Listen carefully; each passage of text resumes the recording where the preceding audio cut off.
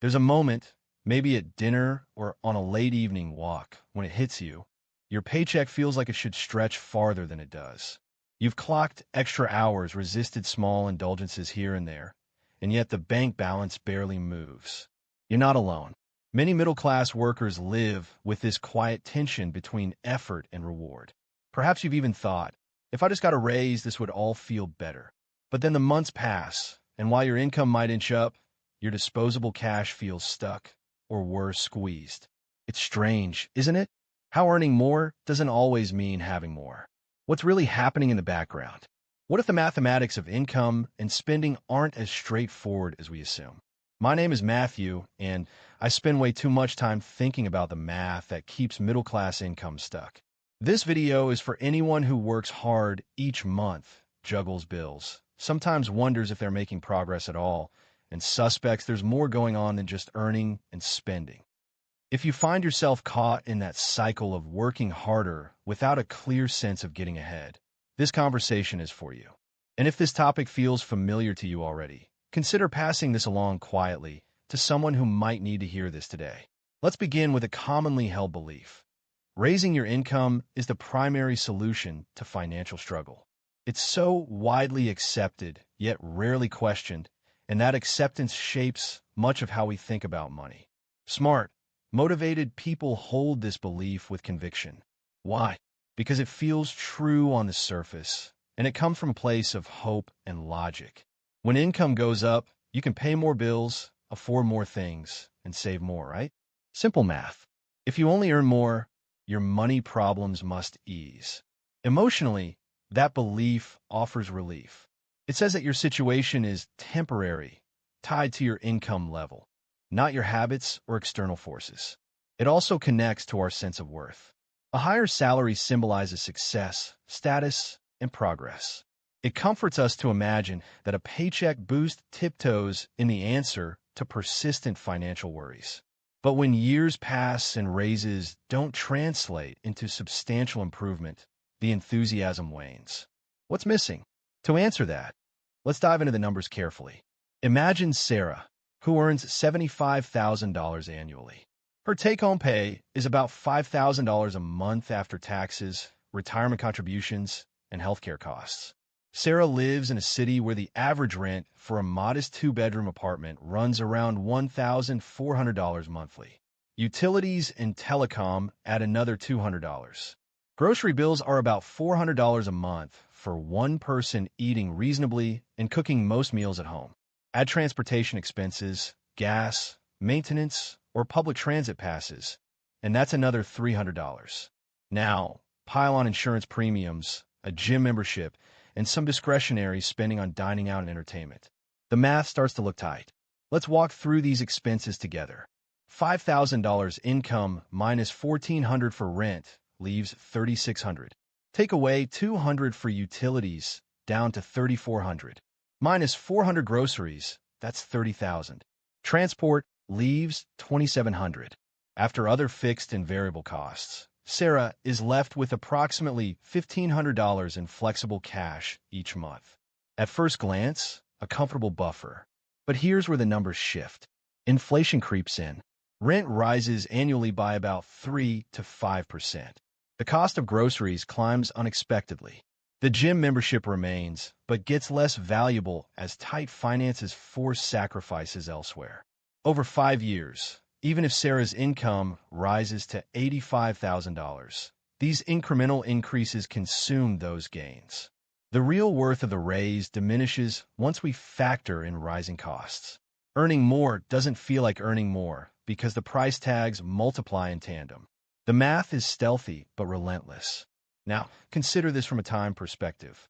If Sarah invested just $500 monthly starting at age 30 with an average annual return of 7%, by age 60, she would accumulate over $500,000. But imagine she increases her spending by $500 monthly instead. The seemingly small lifestyle upgrades swallow long-term security. The opportunity cost is staggering, but it's disguised behind everyday decisions that feel small and earned. This pattern isn't exclusive to Sarah.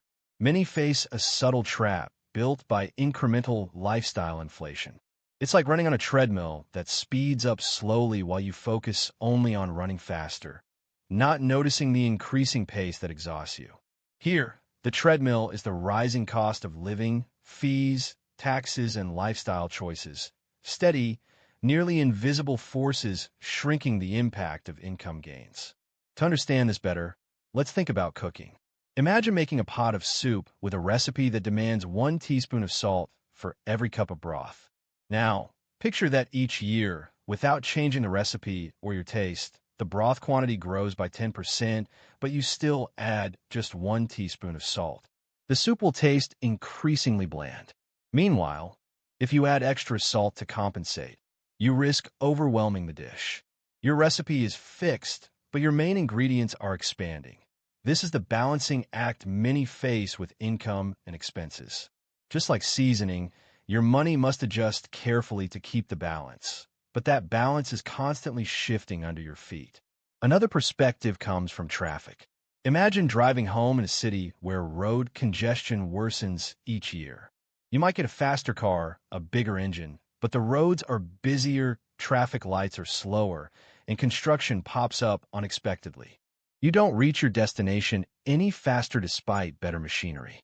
Your income is the faster car, but inflation, debt, and lifestyle demands are the traffic jams slowing progress. People try harder, but move slower. There's a real human story in this. Meet James, a mid-30s professional who earns a solid $65,000 annually. At first, James lived simply, shunning the smartphone upgrades and subscription services his friends adopted. But over time, those friends' lifestyles influenced his own. New shoes, streaming services, dining out more often, it gradually added up. James justified these as rewards for hard work and as a way to keep up socially. Yet, despite earning more over 5 years, he noticed his savings never grew beyond a small cushion. James' experience isn't failure. It's a demonstration of how emotional comfort and social comparison intersect with financial math to create invisible ceilings. A typical response you might have is to say, "But I already control my spending carefully. This doesn't apply to me." That's a fair and honest objection. Financial awareness varies widely. However, even very careful budgeting can fall victim to rising costs and subtle lifestyle creep. It's less about recklessness and more about the environment and system we live within. Understanding the math behind your spending and the psychology of your choices can reveal gaps you didn't realize before. Maybe you don't experience this deeply, but many do, and the system amplifies those small gaps relentlessly. Zooming out, this isn't just an individual challenge, but a pattern across societies with stagnant wages and rising costs. The middle class often finds itself in a financial stasis because the economic system adjusts parameters around them rather than lifting them up sustainably. Taxes, inflation, healthcare prices, housing markets all move in ways that complicate gains. It's not personal failure. It is a systemic condition. Recognizing this offers relief because blame no longer falls squarely on personal habits, but invites broader reflection and strategic thinking. Consider some questions. How do you emotionally respond to income changes? Do you notice your spending shifting unseen when you get a raise? What fears or comforts do these choices reveal about your relationship with money? How might understanding the balance between income growth and lifestyle inflation change your perspective? These questions don't yield quick answers, but they open pathways for thoughtful engagement. Instead of seeing your paycheck as a fixed reward or your expenses as a rigid checklist, try this. Think of your financial life as a garden. It needs tending, patience, and careful planning. Some seasons may bring abundant growth. Others require pruning and conserving energy. The garden metaphor also highlights that slow, steady nurture yields lasting outcomes more often than rushing or reactive bursts. Money is more than numbers. It's life shaped over time with decisions small and large. Reframing the idea of income and inflation as a shiftable balance rather than a fixed ladder can change how you view financial progress. It invites curiosity and strategy rather than frustration and resignation. You begin to see patterns and choose actions not only to earn more, but to align spending, saving, and investing with realistic, shifting landscapes. If we bring this all together, what stands out? The belief that raising income alone solves financial strain is both true and incomplete. It feels emotionally comforting because it promises progress tied to effort and success. But mathematically, those income boosts often vanish into increasing costs and lifestyle pressures. People like Sarah and James experience these quiet mathematical pressures every day. The system itself sets up this struggle, not individual failings. And this understanding is the first step toward change. Why a $70,000 salary doesn't go as far as you think is the result of these combined forces: the creeping cost of living, the subtle expansions in lifestyle, and the psychological need to keep pace with peers and personal expectations. There is no shame in that. Recognizing this can ease the burden, replacing frustration with insight. Maybe today, you see why your hard work isn't transforming your finances as expected. Sharing this insight might help someone else in your life who fights similar battles in silence.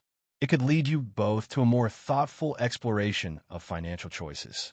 If this conversation sparks new questions, you might find it interesting to explore how the timing of money decisions impacts long-term freedom. Understanding when to prioritize saving versus spending and how to harness opportunities rather than react to pressures opens another door to meaningful financial change. That's a story worth unfolding another day.